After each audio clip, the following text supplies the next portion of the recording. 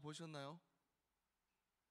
예전에 나왔죠, 그죠? 예전에 나왔는데 전에 한 몇 달 전인가 이제 넷플릭스로 한번 보게 되었습니다. 거기서 이제 실화를 바탕으로 한 영화죠, 그죠? 엄원길 대원이 나오고 이제 후배가 거기 나옵니다. 그렇게 해서 막 같이 산을 등산하고 막 등정하고 막 그러는데 이제 엄원길 대원이 이제 은퇴를 하게 되고 이제 후배 무택이라는 사람이 산을 오르다가 거기서 이제 죽게 됩니다. 그래서 그 후배의 시신을 데려오기 위해서 원정대를 만들죠.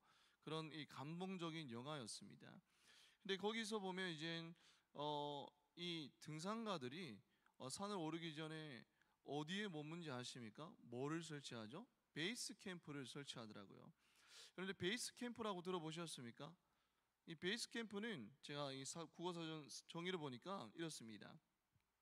대규모인 장거리 등산 및 탐험을 하는 경우에 전진 기지로서 물자를 해두는 고정적인 시설 및 텐트라고 그렇게 정의하고 있습니다. 그러니까 이 베이스 캠프에는 가급적이면 각종 시설이 있어야 되고 또 연락 시설도 갖추고 있어야 됩니다. 그리고 대원들이 휴식할 수 있는 그런 시설들을 갖추고 있어야 된다는 것이죠. 그러면 세계에서 가장 높은 산이 어느 산입니까? 에베레스트 산이죠, 그죠? 근데 요즘에는 이 세계 최고 봉우리 에베레스트 정상 등정에 성공하는 확률이 높아졌을까요? 낮아졌을까요? 높아졌다? 낮아졌다? 높아졌을까요? 높아졌다라고 합니다. 왜죠? 뭐 첨단 장비 때문에 그럴 수도 있고 뭐 앞으로 이전에 등정에 오른 그들의 경험이나 그들의 지식들이 축적이 되어서 그런 정보들이 많아서 그럴 수도 있지만 그러면 결정적인 요인은 베이스 캠프 위치가 올라갔기 때문이라고 합니다. 그전에는 베이스 캠프 위치가 보통 4-5,000m 있었는데 지금은 베이스 캠프 위치가 한 6,000m 정도에 있다고 합니다. 그러니까 6,000m부터 시작을 하는 거예요. 1,000m, 2,000m 정도 조금 더 이렇게 올라가서 시작하니까 당연히 그 에베레스트 산을 이렇게 등정하기가 더 쉽겠죠, 그죠? 요즘에는 첨단 기술이 발달해서 그렇게 베이스 캠프 위치가 높아졌다라고 합니다. 여러분 어쩐 뜻이 간에 우리 그런 인생의 산을 오르고 있는 중 아닙니까? 그러면 저는 요즘에 보는 드라마가 요즘에 인기 끄는 드라마가 어떤 드라마죠? 넷플릭스에 폭삭 소가수다 보는 청년 있습니까? 저는 이제 8화까지 봤습니다.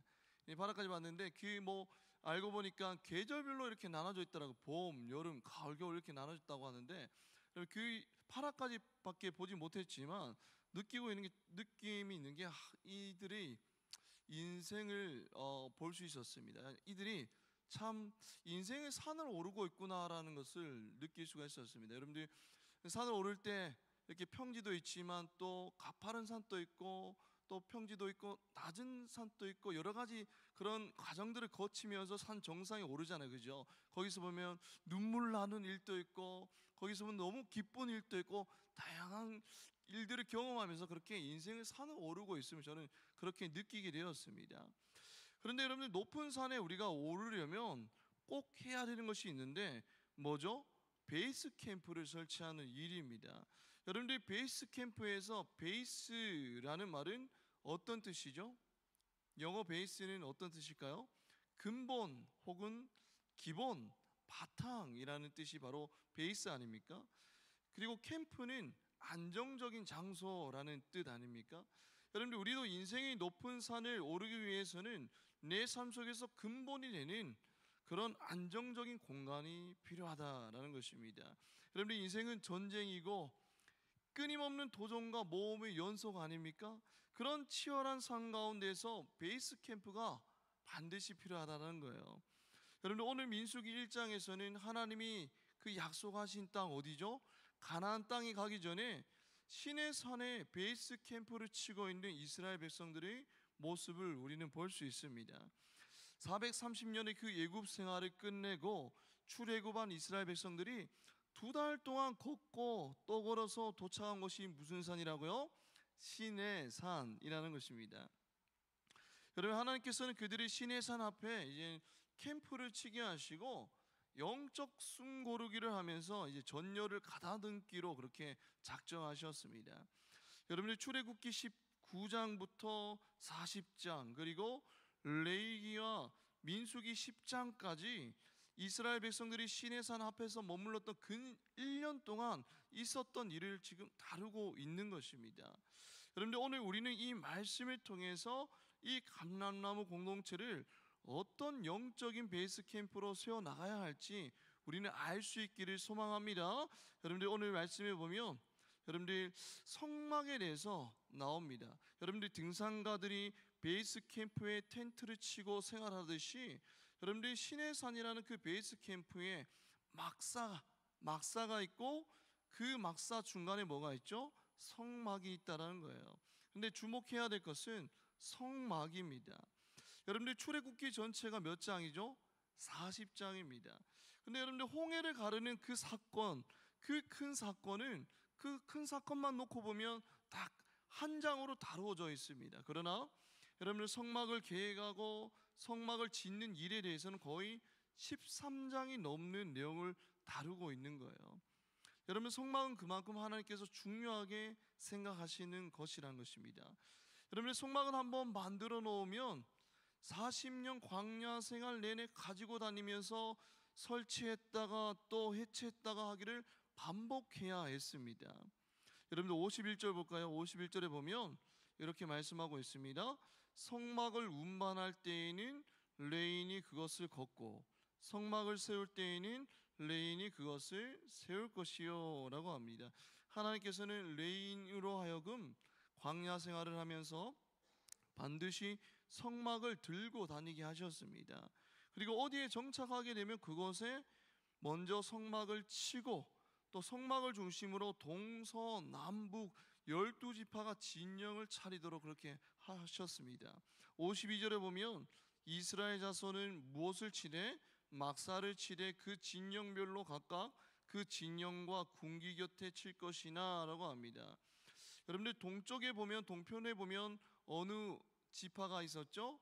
유다와 이스라엘과 스불론 지파가 진을 치고 있습니다. 막사에 진을 치고 있고 여러분 남쪽에 보면 어떤 지파가 있죠? 르우벤과 시므온과 갓 지파가 그렇게 진을 치고 있습니다. 서쪽에는 에브라임과 므낫세와 베냐민 지파가 진을 치고 있고 북쪽에는 단과 아셀과 납달리 지파가 진을 치고 있는 거예요. 여러분 상상이 갑니까? 여러분 성막을 중심으로 여러분들 12지파가 동서남북으로 그렇게 진을 치고 있는 모습이라는 거예요. 근데 그 중앙에는 레위 지파와 함께 성막이 그렇게 놓여 있다라는 것입니다. 여러분 조금이라도 짐을 줄여야 되잖아요, 그죠? 우리 남자 청년들 군대 다녀오봤겠지만 몇 킬로 행군하셨죠? 20km 행군했잖아요, 그죠? 훈련 때 20km 행군할 때 조금이라도 여러분 짐을 덜어야지 편하지 않습니까?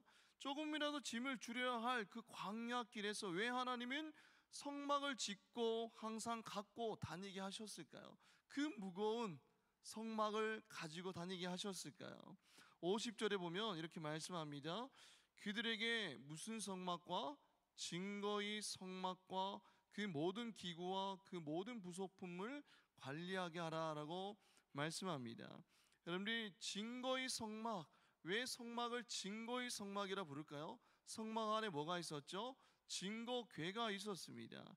증거궤가 무엇을 의미하죠? 하나님의 임재를 의미했다는 거예요. 그리고 50절에 보면 모든 기구와 모든 부속품은 무엇과 관련되는 것이죠?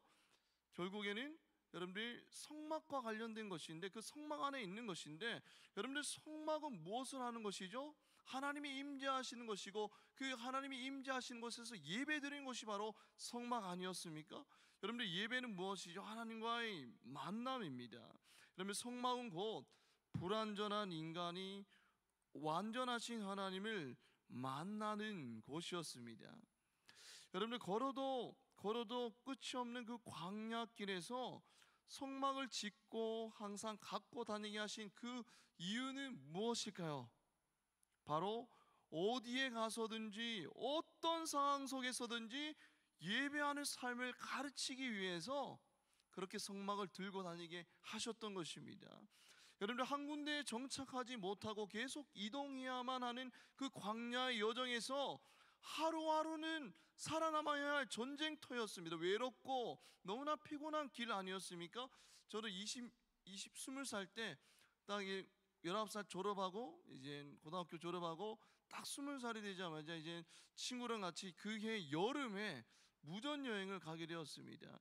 그때 당시 이제 새만금 간척지를 이제 간척을 하던 중이었는데, 친구랑 저 새만금 간척지가 우리 목표지로 설정하자 해서 기차를 타고 이제 전라도에 내리게 됩니다. 전라도 어느 지역 기억은 안 나는데 어느 지역에 내려서 거기서부터 이제 무작정 걸어가서 그 목표지까지 걸어가자라고 그렇게 목표를 삼고 그렇게 무조건 걸어갔습니다. 무전이기 때문에 돈을 쓰지 않기로 그렇게 서로 약속을 하고, 단 하나 이제 등에 배낭을 메고 그 배낭에 뭐가 들었을까요? 버너랑 라면만 들어 있습니다. 그래서 이 버너를 메고 이제 배낭을 메고 그렇게 무작정, 그게 7월인가 8월이었어요. 엄청 더울 때 그렇게 무작정 걷기 시작합니다. 그래서 이제 너무 더우니까, 걷다가 더우니까 물을 마시고 싶잖아요, 그죠? 그런데 돈을 쓰지 않기로 했습니다. 그러면 어떻게 하죠? 이제 민가에 들어가서 저희 좀 물 좀 마시고 싶은데 물 좀 주십시오라고 그렇게 구걸을 합니다. 그러면 이제 할아버지 할머니들께서 냉동 문을 열어서 그렇게 얼음물을 주시면서 그렇게 격려하십니다. 그래서 이제 그렇게 걷다가 또 잘 곳이 없으면 이 농촌 민가에 들어가서 한밤 재워 주십시오라고 합니다. 그러면 이제 어르신들이 경계를 하죠. 어떤 사람인지 모르니까. 그러다가 이제 민증과 학생증을 보여주면 그제서야 안심을 하고 이제 복숭아도 깎아주시고 막 TV도 틀어주시고, 그렇게 하다가 한밤 묵고 또 새벽 일찍 출발하게 됩니다. 또 하루는 교회에서 얻어 잡니다. 좀 재워주십시오 하니까 교회 부엌에서 얻어 자고 막 그랬어요. 목이 엄청 뜯기면서 그렇게 잤던 기억이 납니다. 그러다가 이제 또 걷다가 걸어서 너무 배고프면 운동장에 가서, 초등학교 운동장에 가서 버너에 라면 해가지고 그렇게 라면을 끓여 먹었던 기억이 납니다. 그러다가 이제 3일째 태풍을 만나게 돼서 걷다 너무 안 돼가지고 결국에는 철수했던 기억이 납니다. 여러분, 그렇게 걷고 걸으면 너무 쨍쨍 내리쬐는 그런 햇빛과 여러 가지 환경 때문에 너무 힘들고 지쳐요. 그러나 저희는 그래도 이것이 끝이 있다는 사실을 알잖아요. 그리고 집이 있다는 사실을 우리 알기 때문에 그래도 걸을 수 있습니다. 그런데 이스라엘 백성들은 어디를 걷고 있었죠? 광야를 걷고 있었다는 것입니다. 여러분, 그 광야, 아무것도 없는 그 광야, 언제 끝날지 모르는 그 광야에서 이스라엘 백성들에게 물이나 식량보다 더 절실하고 필요했던 것이 무엇인지 압니까? 바로 예배였다라는 겁니다. 여러분들, 예배를 통해서 그들은 동행하시는 하나님의 임재를 경험했어요. 그 성막을 중심으로 예배를 드림으로 말미암아 그들은 하나님의 임재를 경험하였고 하나님의 말씀을 듣게 됩니다. 그러면 뭐를 얻게 되죠? 그 힘든 광야에서, 그 광야의 생활을 이겨낼 힘과 평안을 얻고 다시 앞으로 나아갈 수 있었다라는 거예요. 여러분, 죄를 짓고 실패해도 성막의 그 예배를 통해서 그들은 회복되어서 다시 새롭게 시작할 수 있었던 것입니다. 그렇기 때문에 이스라엘 백성들의 그 광야 행군에 있어서 성막이 가지는 영적인 의미는 너무나도 큰 것이었다는 거예요. 여러분들, 12지파가 이렇게 동서남북으로 이렇게 둘러쌌다 그랬잖아요. 그리고 12지파와 함께 그렇게 생활했습니다. 여러분들, 12지파 얼마나 개성이 독특했겠습니까? 여러분, 생각이 얼마나 달랐겠습니까? 여러분, 인간의 죄성 중에 하나가 뭐죠? 가르기, 편가르기 아닙니까? 우리는 기회가 되면 친한 사람들끼리 모이려고 하고 편을 가르려고 합니다. 그게 우리 바로 인간의 죄성 아닙니까? 그들도 충분히 서로 갈등하고 당을 짓고 부딪힐 수도 있었습니다. 그러나 그들이 하나가 될 수 있었던 것은 뭐죠? 하나님의 성막을 그들 가운데 두었기 때문입니다. 성막에서 하나님을 함께 예배함으로써 이스라엘 백성들은 분열되지 않고 하나가 될 수 있었다라는 겁니다. 여러분, 성막을 통한 예배는 아무것도 없는 메마르고 거친 광야 생활을 이겨낼 능력이었다는 거예요. 그리고 12지파를 평안에 매는 줄로 하나 되게 하는 능력이었습니다. 여러분들, 베이스 캠프라는 단어에서 베이스는 어떤 뜻이라고요? 근본, 기초라는 뜻입니다. 여러분들 근본, 이 기초가 튼튼해야 목표를 향해서 오래 걸어갈 수 있다라는 거예요.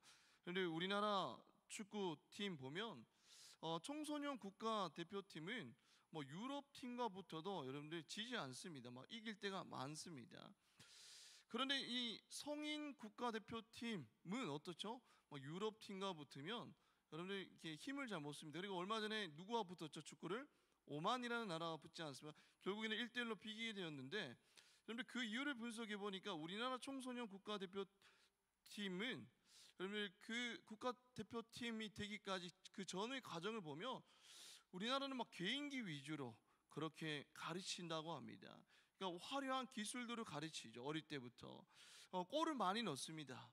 그런데 유럽 팀은 어떻죠? 어릴 때부터, 유소년 때부터 차근차근 기본기부터 가르칩니다. 그러니까 기본이 탄탄하니까 처음에는 그렇게 결과가 이게 좋게 나타나지 않지만 점점 시간이 흐르면 흐를수록 어떻죠? 좋은 결과를 얻게 된다는 거예요.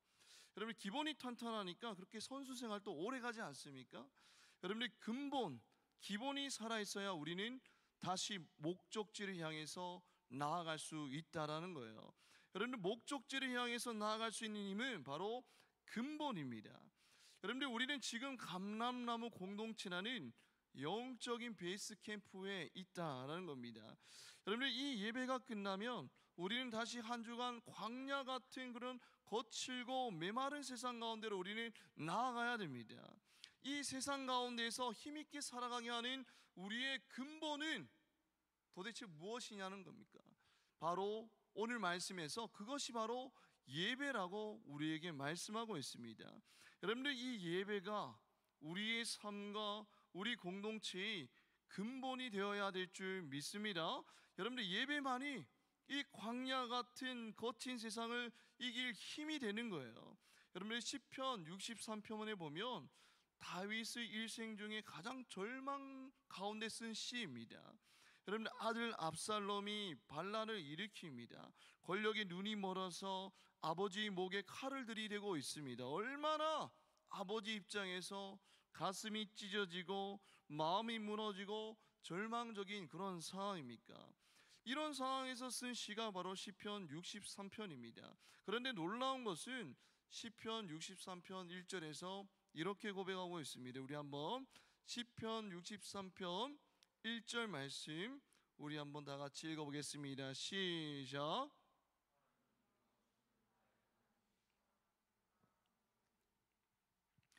주를 찾되 내가 간절히 주를 찾되 물이 없어 마르고 황폐한 땅에서 내 영혼이 주를 갈망하며 내 육체가 주를 앙모하나이다. 갈망하다는 것은 목마르다라는 의미입니다. 그리고 앙모하다는 것은 힘을 다해 애타게 찾는다라는 뜻입니다. 여러분들 지금 다윗이 머물고 있는 것이 어디라고요? 광야예요. 여러분들 왕궁이 아니라 궁전이 아니라 광야입니다. 여러분 화려한 왕궁에서 대접받고 편히 살다가 광야로 쫓겨났으니 얼마나 육신적인 목마름이 컸겠습니까? 그런데 여러분들 이런 다윗은 그런 육신의 결핍이 있는 상황 가운데서 자기 육신의 결핍이 아니라 영혼의 결핍으로 인한 목마름으로 주님을 갈망하며 애타게 찾고 있다라고 합니다. 광야에서 얼마나 목이 마릅니까? 그런데 그 목마름을 이야기하는 것이 아니라 영혼의 목마름을 지금 이야기하고 있다는 거예요. 여러분 시편 23편 1절 한번 볼까요? 시편 23편 1절 말씀 한번 보겠습니다. 시작. 여호와는 나의 목자시니 내게 부족함이 없으리로다 라고 합니다. 여러분 대부분의 학자들은 시편 23편은 다윗의 인생 후반에 쓰인 시라고 그렇게 분석을 합니다. 그러니까 인생의 쓴맛과 단맛 다 겪어본 후에 쓴 시가 무슨 시라고요? 시편 23편이에요. 그런데 그럼에도 불구하고 다윗은 자기 인생을 돌아보니 내게 부족함이 없었다라고 고백합니다. 여러분들 결핍이 많은 삶을 산 사람이 바로 다윗 아닙니까? 광야에서 여러분 목마름의 결핍을 경험한 사람이 바로 다윗 아닙니까? 그런데 그런 다윗이 어떻게 이런 고백을 할 수 있었을까요? 바로 하나님께서 자신을 인도해 주시는 목자가 되어 주셨기 때문이라고 고백하고 있는 거예요. 여호와는 나의 목자시니 내가 부족함이 없으리로다라고 합니다. 목자 대신 하나님이 함께 해주셨기 때문에 부족함이 없었다라고 고백하고 있는 거예요. 여러분들, 다윗은 수많은 결핍 가운데서 하나님을 향한 목마름으로 나아갔을 때에 하나님께서는 그의 목마름도 해결해 주시고 더 나아가서 상황과 환경을 뛰어넘는 자족을 허락해 주셨습니다. 여러분들, 이 메마른 광야 같은 세상을 살아갈 힘은 여러분들 도대체 어디서 오는 것입니까? 뭐 시원한 물에서 옵니까? 아니면 뭐 명품백에서 오는 것입니까? 많은 소유에서 오는 것입니까? 도대체 우리의 목마름을 해결해 주는 것은 어디에서 오는 것입니까? 세상을 살아갈 힘은 어디에서 오는 것입니까? 바로 영혼의 갈증을 느끼면서 하나님을 만나기를 갈급한 성도들이 모여서 함께 예배 드릴 때에 비로소 뭐를 경험하죠? 하나님의 임재를 경험하게 됩니다. 그리고 그 하나님의 임재 속에서 놀라운 하나님의 역사가 일어날 때에 진정으로 부흥과 회복이 일어나는 거예요. 여러분, 다윗은 하나님을 향한 갈급함이 있었어요. 아무것도 없는 그 광야 가운데, 목이 타는 그 광야 가운데서도 영혼의 목마름이 있었다는 거예요. 하나님을 만나기를 간절히 소망하는 그 갈급함이 있었기 때문에 그가 쓴맛 단맛 다 경험하고 인생의 그 후반 가운데서 뭐라고 고백하고 있죠? 여호와는 나의 목자시니 내게 부족함이 없었다라고 그렇게 당당하게 고백하고 있습니다. 여러분, 예배에 대한 갈급함이 있을 때에 여러분, 이곳 가운데 임재하시는 하나님을 경험하게 되고 그 살아계신 하나님을 경험할 때에 그것이 바로 우리가 이 거친 세상을 살아갈 힘과 능력이 된다는 거예요. 여러분, 그런 갈급함으로 예배 가운데 나오고 있습니까? 여러분, 영적 베이스 캠프인 감람나무 청년부에서 한 영혼 한 영혼의 예배에 대한 목마름을 가지고 예배로 나올 때에 하나님이 부어주시는 임재와 은혜를 경험하게 된다는 것입니다. 우리 청년들은 광야 같은 이 삶을 살아가면서 정말 이 예배 가운데 나올 때에 습관적으로 나오는 것이 아니라 그냥 오늘 주일이니까 그냥 나가야지 하면서 나오는 것이 아니라 하나님 만나지 않으면 내가 한 주간 또 살아갈 수 없습니다라는 갈급한 마음으로 나올 때에 우리 가운데 임재하시며 우리 마음을 어루만지시며 우리 눈물을 닦아주시며 다시 한 번 더 세임 부어주시는 그 하나님을 만나고 돌아갈 수 있는 예배가 되기를 주님의 이름으로 축복합니다. 여러분, 신해상 캠프에서 하나님께서 하신 또 한 가지 중요한 일은 뭐냐면 이스라엘 백성들의 1차 인구조사를 시킨 것입니다. 여러분들, 여기서 인구조사는 이스라엘 각 지파별로 단순히 인원수를 헤아리는 것이 아니었습니다. 여러분들, 각 지파의 형편을 일일이 살피면서 그들에게 적합한 임무를 부여하고 또 각 지파의 지도자를 임명하는 일까지도 다 포함되었다는 것입니다. 민수기 1장 3절에 보면 이렇게 말씀하고 있습니다. 이스라엘 중 몇 세 이상으로 싸움에 나갈 모든 자를 계수하였죠. 20세 이상으로 싸움에 나갈 만한 모든 자를 계수했습니다. 그러니까 인구조사의 목적이 무엇이었다는 거요? 전투에 투입할 수 있는 전사들의 숫자였다라는 것입니다. 여러분들, 한마디로 이것은 뭐냐면 군중을 군대로 바꾸는 작업이었다라는 거예요. 뭐로? 군중을 군사로 바꾸는 작업이었습니다. 인구조사는 오늘 본문의 47절에 보면 그들의 조상의 지파대로 그 계수예라고 합니다. 그러니까 지파별로 철저히 실시된 그 인구조사를 통해서 이스라엘 백성들 안에서 우왕좌왕하며 함부로 살던 그 옛사람의 모습이 싹 사라지는 거예요. 그리고 질서정연한 하나님의 군대, 오직 하나님의 리더십을 따르는 강하고 절대된 군대로 거듭나게 되는 것입니다. 여러분들, 이스라엘 백성들이 전직 출신이 뭐였죠? 애굽의 그런 노예들 아니었습니까? 그 애굽의 노예 근성이 아직도 남아있는 이스라엘 백성들이 우왕좌왕하면서 질서도 규율도 없는 그런 오합지졸이 되기를 원치 않으셨다는 거예요, 하나님께서. 여러분들, 앞으로 그들을 기다리고 있는 많은 어려움과 적들이 있었습니다. 그래서 그 적들을 물리치기 위해서는 노예 근성을 버리고 완전히 새롭게 개조되는 작업을 지금 하나님께서 하고 계신 거예요. 여러분들, 교회도 마찬가지입니다. 여러분들, 교회도 단순히 교인 수가 많은 것이 문제가 아닙니다. 여러분들이 뭐가 문제죠? 영적인 전투력이 있는 용사들이 몇 명이나 되느냐가 더 중요한 거예요. 여기 이 공동체 가운데 얼마나 많은 사람들이 모였냐가 중요한 것이 아니라 더 중요한 것이 뭐라고요? 얼마나 우리가 영적인 전투력을 가지고 있는 용사가 되느냐가 더 중요하다는 것이죠. 여러분, 하나님이 역사하는 숫자에 달려 있는 것이 아니라 하나님의 손에 붙들린 자에 달려 있는 줄 믿습니다. 여러분들, 우리가 제자 훈련하는 이유가 바로 그거잖아요, 그죠? 제가 제자 훈련할 때 우리 청년들에게 말했습니다. 이 제자 훈련의 목적은 교회를 다니는 교인이 되는 것이 아닌 주님을 따르는 주님의 제자가 되기 위해서 이 제자 훈련을 합니다라고 그렇게 우리 훈련생들에게 그렇게 말했습니다.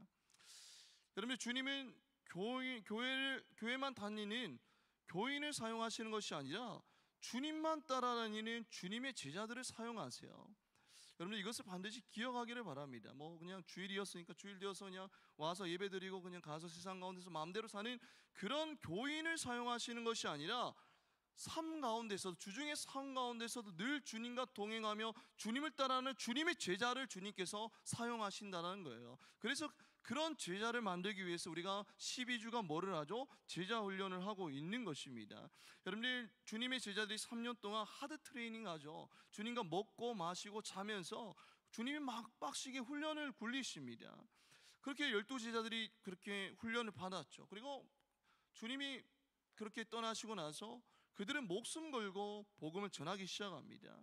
여러분, 목숨을 위협하는 치열한 영적인 전쟁터 가운데 그들은 나아갔다라는 거예요. 여러분, 그들이 복음을 전할 때에 얼마나 많은 핍박이 있었습니까? 그러면 사단이 그들에게, 주님의 제자들에게 속삭였고 지금이라도 포기해 라고 그렇게 속삭였을 것입니다. 여러분들, 예수님 또 십자가를 앞두고 마음이 뒤흔들리는 그런 경험을 하지 않았습니까? 제자들도 물론 그런 경험을 했을 것입니다. 그러나 여러분들, 전승에 따르면 베드로는 십자가에서 어떻게 죽었죠? 거꾸로 달려 죽었다라고 합니다. 여러분들, 예수님의 제자는 12명이었지만 그 12명이 세상을 뒤집어 버렸습니다. 그리고 그 12명을 통하여서 온 열방 가운데 복음이 전해졌고, 지금 그들 때문에, 그 주님을 만난, 주님께 훈련받은 그 제자들 때문에 여러분들이 여기 앉아서 예배 드릴 수 있는 거 아닙니까?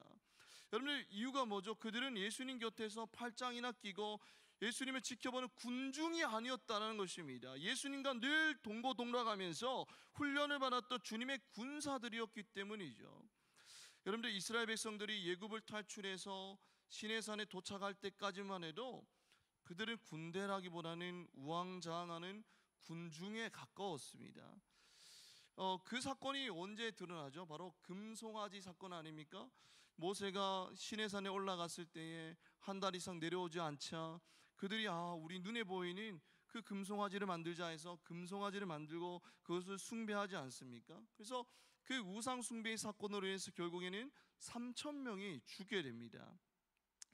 여러분, 이렇게 우왕좌왕하는 그런 자들, 군중에 가까운 그런 자들을 하나님이 어떻게 하죠? 훈련시키시기 시작해요. 시내산 밑에서 하나님만 의지하는 훈련을 시키기 시작합니다. 군중에서 군사로 만드는 훈련을 시키기 시작합니다.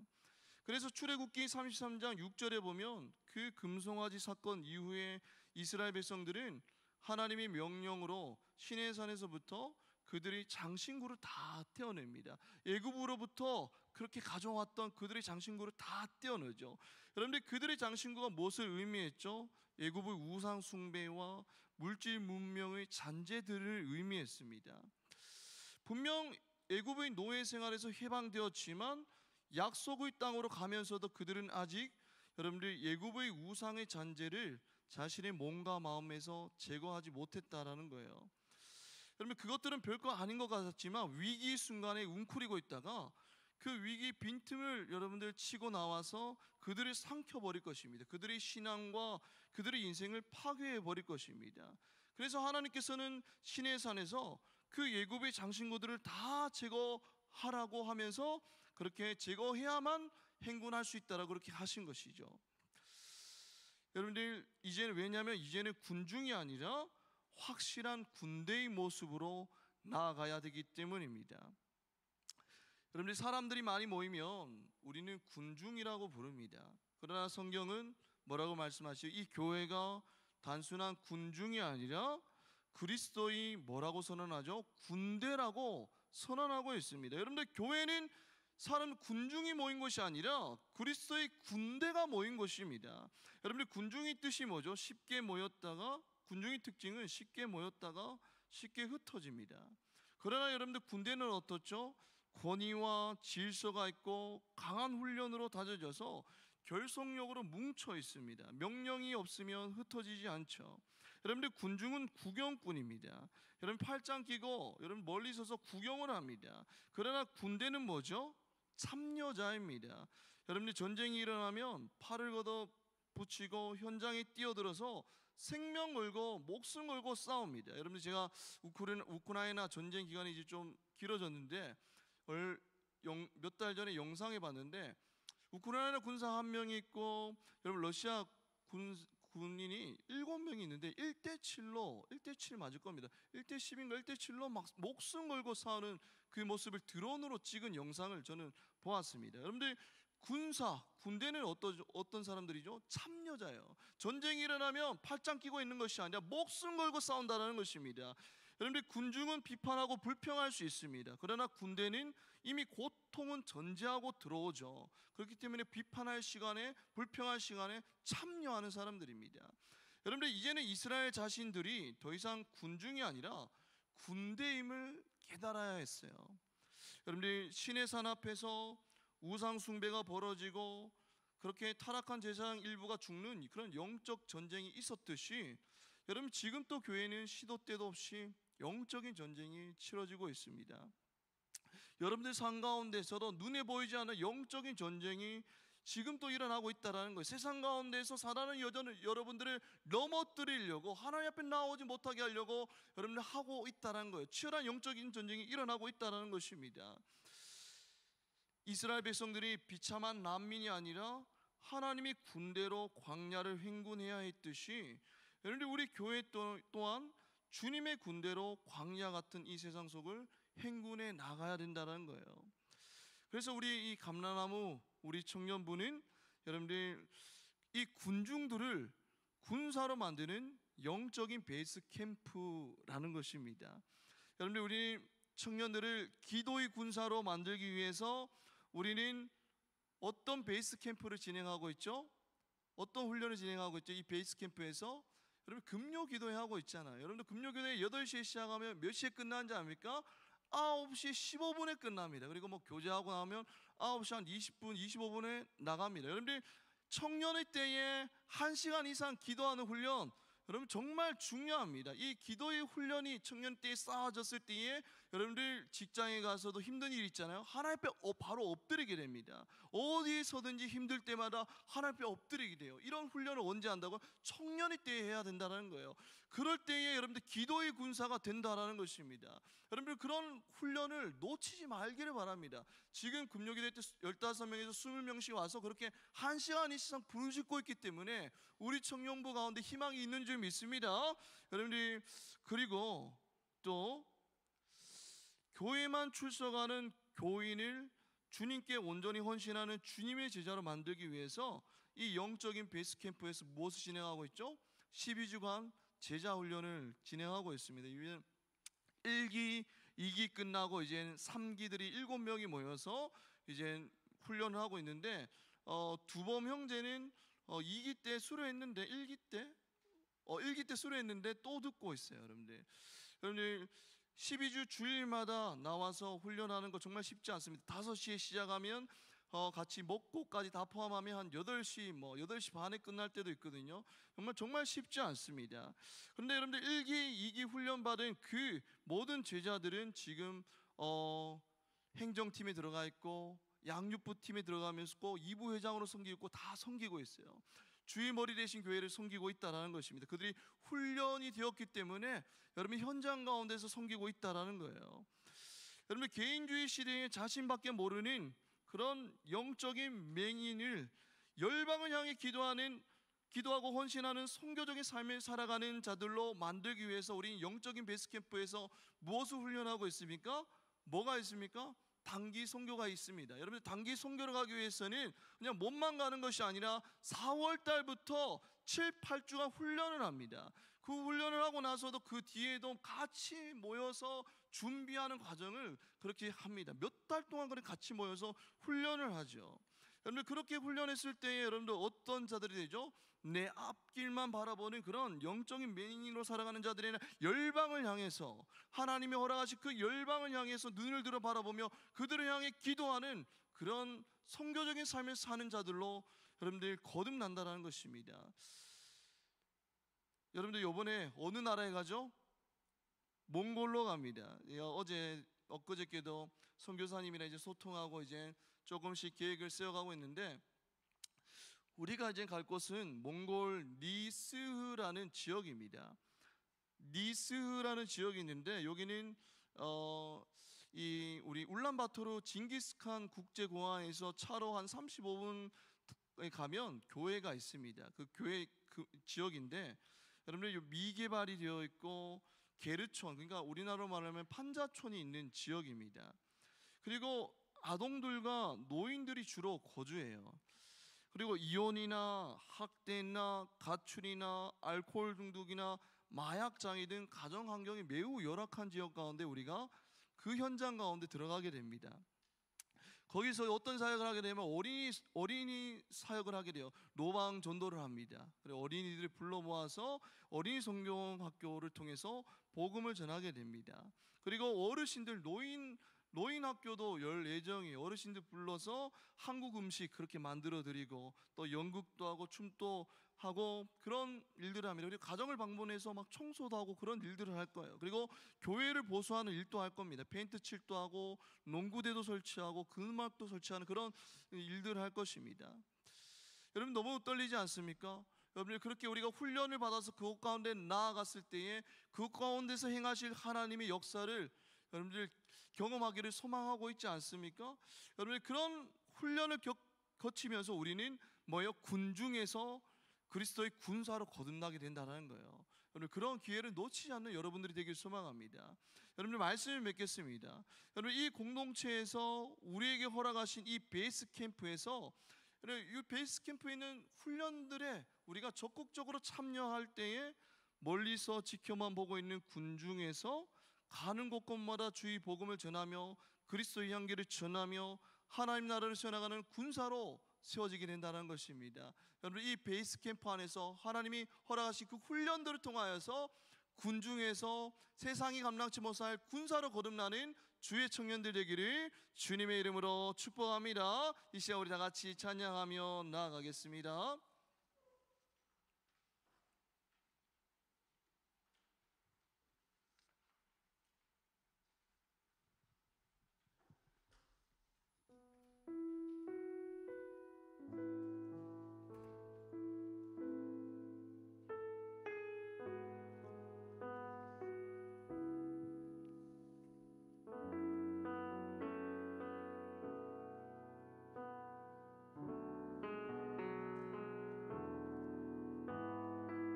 이스라엘 백성들은 아무것도 없는 광야를 걸어가야 했습니다. 내리쬐는 그 빛 가운데에서 덥고 힘들고 그런 상황 가운데서도 그들은 한 걸음 한 걸음 걸어가야 했습니다. 근데 그들을 걸어가게 만든 그 능력은 어디에서 왔냐면 바로 성막이었던 것입니다. 성막을 중심으로 해서 하나님의 임재를 경험하게 되고 하나님 앞에 나와 예배 드릴 때에 그들은 새 힘을 얻는 거예요. 하나님이 우리와 함께 하시구나. 이 거친 광야에서, 이 메마른 광야에서도 하나님이 나와 함께 하시구나. 그 하나님의 임재를 경험하였을 때 다시 그 자리를 툭툭 털고 일어나서 또 걸어갈 수 있는 거예요. 여러분들을 움직이게 만드는 능력은 어디서 옵니까? 세상으로부터 옵니까? 아니면 예배로부터 옵니까? 여러분 하나님은 우리를 예배자로 세우셨고 그 예배를 통해서 하나님을 만나기를 원하며 하나님을 만남으로써 새 힘을 얻고 이 거친 광야 인생을 한 걸음 한 걸음 걸어가기를 원하십니다. 오늘 말씀을 기억하면서 우리 다 같이 찬양함으로 나아가겠습니다.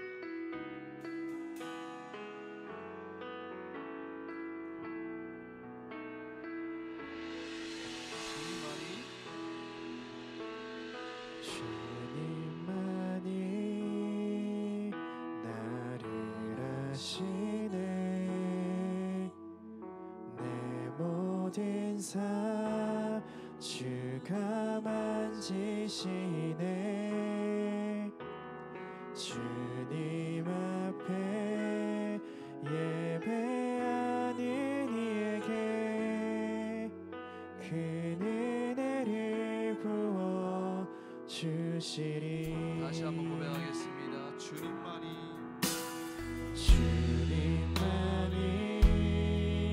나를 아시네. 내 모든 삶 주가 만지시네. 주님 앞에 예배하는 이에게 그 은혜를 부어 주시리. 주님만이 온 땅의 소망. 주님만이 온 땅의 소망. 내 삶 속에 유일한 자랑이라. 주님 앞에 기도하는 이에게 그 은혜를 부어 주시리. 만왕의 왕 나를 기르시는 목자여.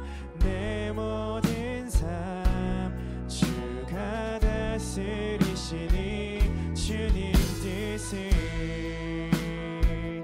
따르길 원하네. 오주 한 분만 바라네. 주님만이 나를 아시네.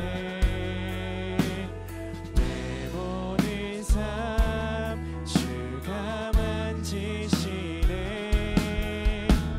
주님 앞에 예배하는 이에게 그 은혜를 부어 주시니. 만왕의 왕 나를 기르시는 목자여. 내 모든 삶 주가 다스리시니. 주님 뜻을 따르길 원하네. 오주 한 분만 바라네. 주님만이 나를 아시네. 내 모든 삶 주가 만지시네. 주님 앞에 예배하는 이에게 그 은혜를 부어 주시니. 내게로 나오라. 영원히 영원히 목마른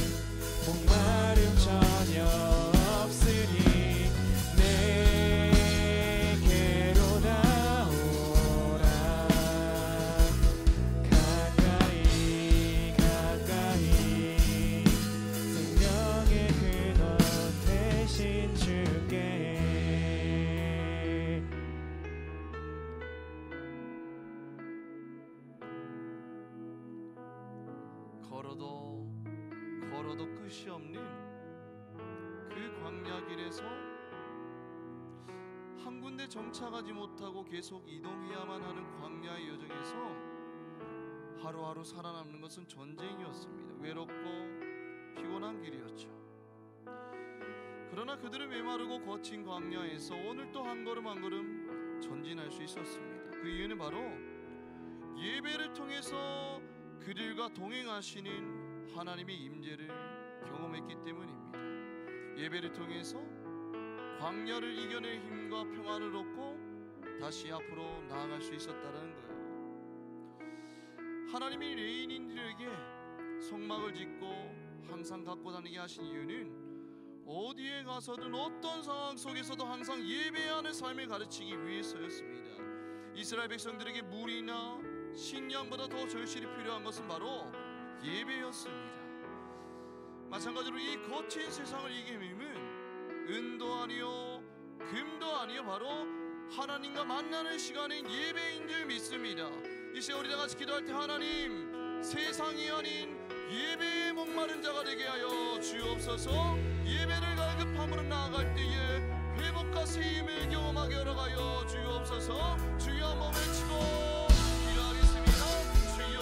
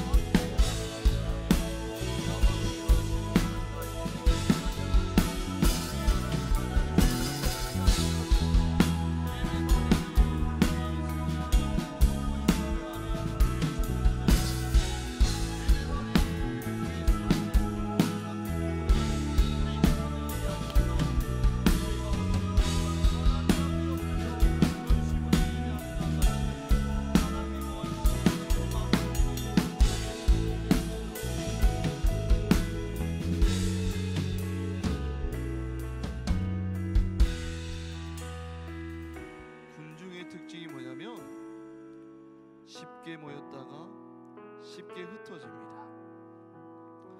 그러나 군대는 강한 훈련으로 하나로 뭉쳐져 있습니다. 쉽게 흩어지지 않는다는 거예요. 군중은 구경꾼입니다. 발장 끼고 물러서서 구경만 합니다. 그러나 군대는 참여자입니다. 전쟁이 일어나면 팔을 걷어붙이고 현장에 뛰어들어서 생명 걸고 싸웁니다. 그러면 성경은 교회를 뭐라고 말하고 있죠? 그리스도의 군사라고 말씀하고 있습니다. 하나님은 우리를 쉽게 모였다가 흩어지며 팔짱 끼고 구경하는 군중으로 부르신 것이 아니라 세상이 감당치 못할 군사로 부르셨다라는 거예요. 이 감람나무 공동체에 우리를 부르신 이유는 세상이 감당치 못할 군사로 훈련되기 위함인 줄 믿습니다. 이 시간 마지막으로 기도할 때 영적 베이스 캠프인 이 공동체 가운데 훈련을 통해서 군중이 아니라 군사가 되게 하옵소서. 세상 가운데 하나님이 나라를 세워나가는 군사가 되게 하옵소서. 마지막으로 주여 한번 외치고 기도하겠습니다. 주여.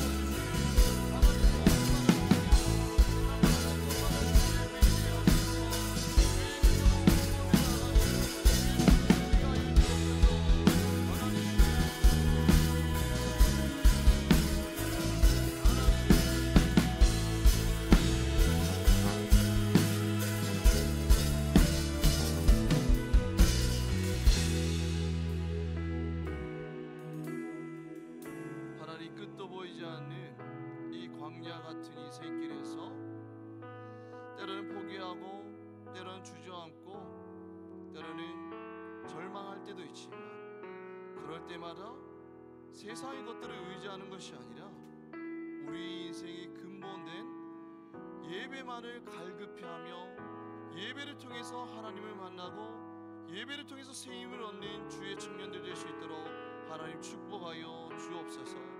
우리가 이 땅에 태어난 목적이 예배자임을 기억하게 하시고 늘 하나님 만나기를 갈급히 하며 하나님 앞에 전심으로 예배드릴 때에 우리 가운데 임재하시며 우리 눈물을 닦아주시며 세임 부어주시는 그 하나님을 만나는 주의 청년들 될 수 있도록 축복하여 주옵소서.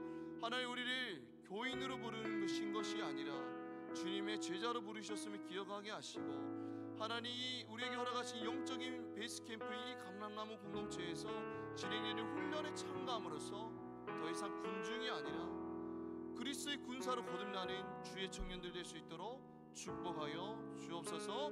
그래서 가는 곳곳마다 하나님의 능력을 나타내며 하나님의 영광만 나타내는 주의 그리스도의 군사들 될 수 있도록 축복하여 주옵소서. 사랑이 많으신 우리 주 예수 그리스도의 이름으로 기도드립니다.